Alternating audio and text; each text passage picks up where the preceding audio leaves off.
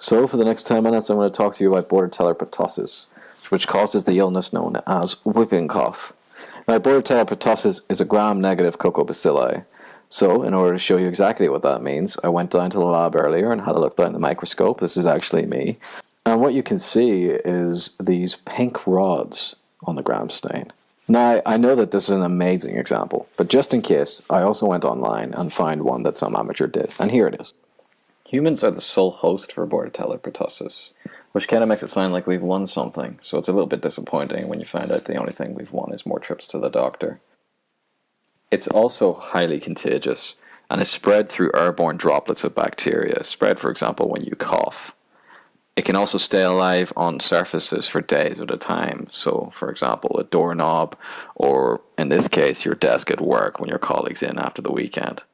Now, as I've said before, Bordetella pertussis lasts a long time even after you've eradicated it from the system, and a lot of that is down to the virulence factors or toxins that it produces while it's infecting you. It produces a number of toxins, as is shown here, and each of these has a unique role within the infection. So let's go through these ones one by one. Once Bordetella pertussis has managed to infect an individual, it needs to find a way to adhere to the respiratory epithelium, and it does this primarily using two of these toxins, filamentous hemagglutinin and pertactin, and this little square shows you kind of where they would sit between the bacteria and the cilia.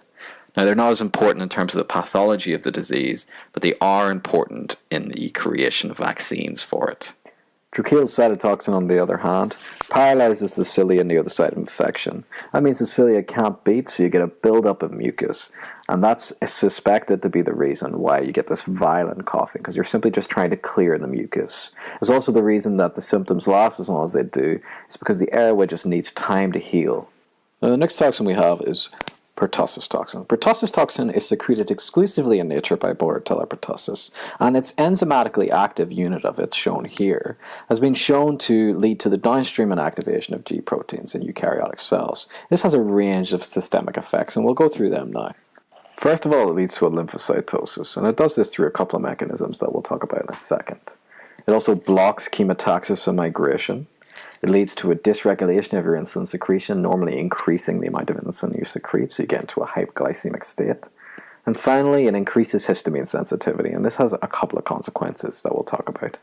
The lymphocytosis is actually as a result of the release of those cells from extravascular tissues like the spleen into the blood. There's not actually any new division going on.